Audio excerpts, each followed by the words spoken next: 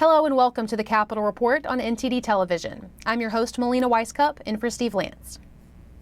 President Biden meets with G7 leaders as Russian missiles are hitting Ukraine for a second day. Here's what the leaders are vowing to do and the latest on Russia's nuclear threats. NTD's Iris Tao has those details. Sirens sounding across the country. After 19 deaths on Monday, Russia continues to attack key infrastructure in Ukraine with missile strikes. Happy to welcome Ukraine. And G7 leaders holding an emergency virtual meeting on Tuesday condemn Russia's latest attacks and vow to hold Russia accountable, possibly for the war crime of attacking civilians. They also warn that, quote, any use of nuclear weapons by Russia would be met with severe consequences. Fears over a nuclear war are growing after President Biden last week warned of a nuclear Armageddon. But Russia on Tuesday rejected such speculation, saying nuclear weapons would be used only if Russia faces an existential threat. But the White House says, we can't just take their word for it. So that's why we're continuing to monitor their nuclear capabilities as best we can. We still have seen no indication that Mr. Putin has decided to use weapons of mass destruction or nuclear weapons at all at any level. NATO also said Tuesday that it hadn't seen any changes in Russia's nuclear posture. But we remain vigilant. Russia knows that the nuclear war cannot be won and must never be fought. Meanwhile, as missile strikes continue, Ukrainian President Volodymyr Zelensky is asking G7 countries for more air defense systems. He also refuses to talk to Putin.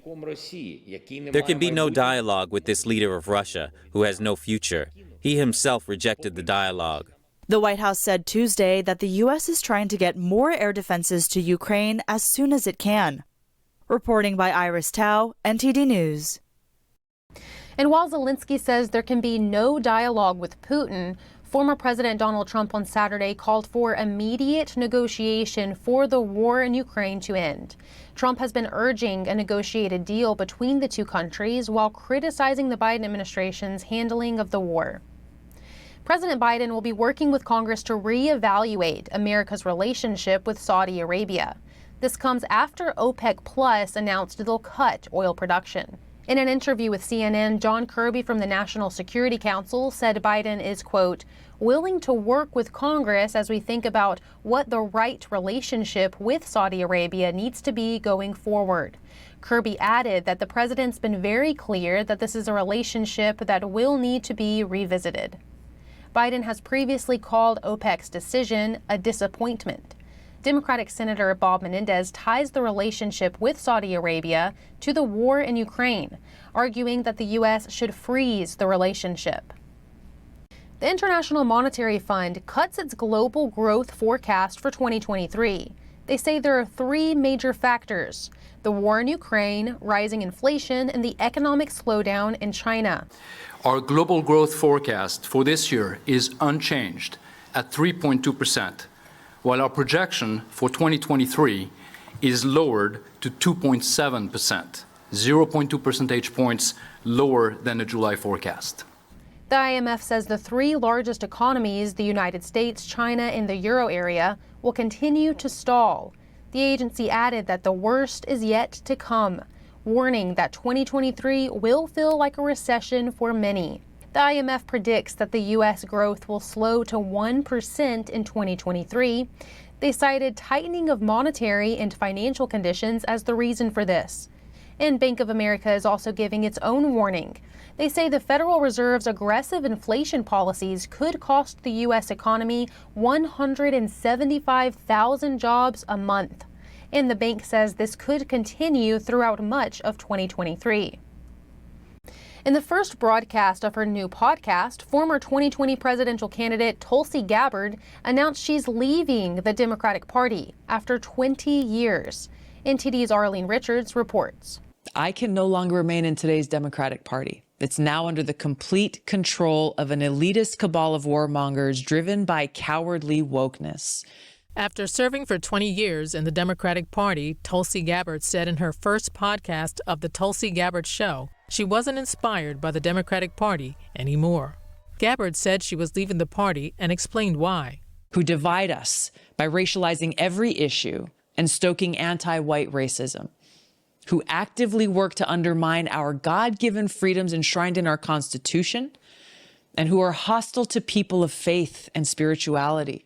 Gabbard served 4 terms in Congress, retiring in 2021.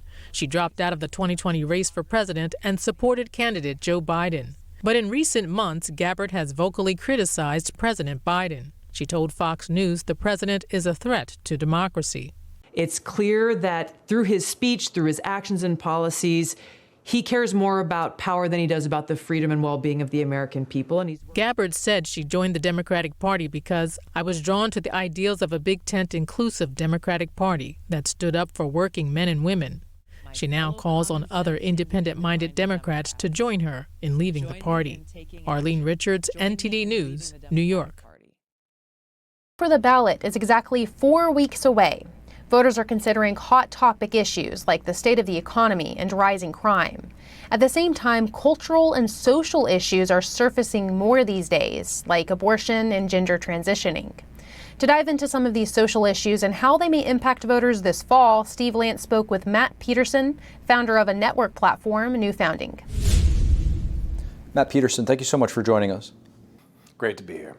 Matt, I want to talk to you about the midterms. You have, obviously, the economy, the border. I want to get your thoughts on some of the social issues facing America. You have critical race theory, transgender laws now affecting minors. How big of an impact do you think these will have, the social issues, on the midterms? I think what's interesting is these are the issues that politicians usually like to stay away from. The traditional, establishment wisdom on the right. You talk about bread and butter issues. You don't talk about social issues. It's yucky stuff. It's not the kind of thing you just want to get mired in. But I think what we see this time around is a resurgence of those issues in a big way. There's a lot of emotion when it comes to what's going on with kids in schools, especially. That's wrapped in with all these parents who are angry throughout the country about what's being taught. And so that issue was really added to CRT, the fact that you're pushing transgenderism and mutilation of children. That's hot fire. So as much as people don't want it to come back, all these issues are coming back. And obviously, with what happened with abortion, both sides are going to be taking that one to the polls as well. You just touched upon it there, gender affirming care. A lot of these terms can sometimes be a little bit deceiving. California Governor Newsom just signed a bill that will allow minors to alter these life-altering surgeries. What are parents around the country thinking? I think that parents, first, they don't want to deal with it. I mean, just to be honest, most parents are in some kind of denial, or they're busy, they don't want to deal with it. But increasingly, they're waking up to the fact that this is happening in their schools. They're talking to your kids about sexuality at a young age and showing them all kinds of stuff that 10 years ago we would have thought would have been abuse. You should lock teachers up who do that. They're doing that as couched in official language, of course. And the most egregious part of all of it is when they're hiding from parents the fact that these kids are convinced they should transition or chemically or physically castrate themselves. So I do think that this is not an issue that can be avoided anymore, that parents are waking up to it, and they're increasingly angry. But the way it breaks out is red state, blue state, right? I mean, it's another reason for people to move to red states. It's another reason for red state leadership to be more bold, whereas you don't really see much real change in blue states. So one argument in this debate is that if you have one parent who is for or supports their child to transition versus the other who does not, the decision maker ultimately is the state. Yeah, this is an enormous problem because we see it with this bill in California. I mean, here California is proclaiming itself to be a sanctuary for the mutilation of children. I mean, that's what they're saying. They're saying if someone has convinced themselves that they should chemically or physically castrate themselves, and it doesn't matter if they're a child, they can come to California, and California will be their guardian, their protector, right? I mean, and so the state will make these determinations. That is going to happen. I mean, that is going to happen unless people stand up and put a stop to it. The flow of law and the flow of policy is very clear on this.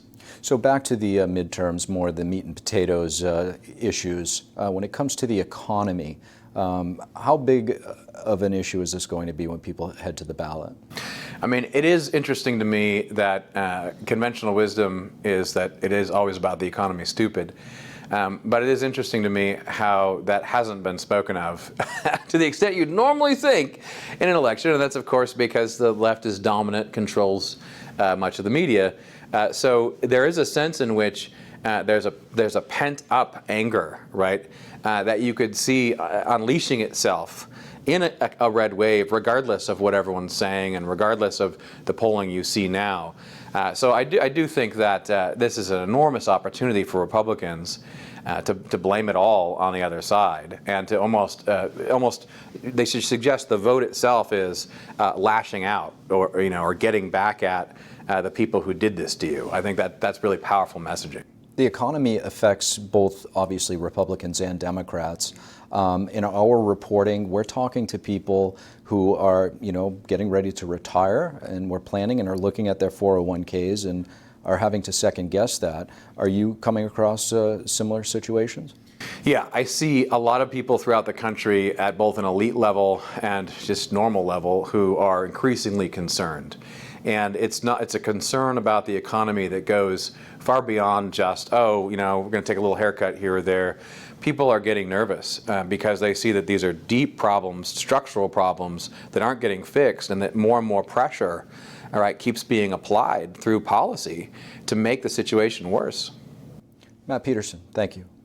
Thanks for having me.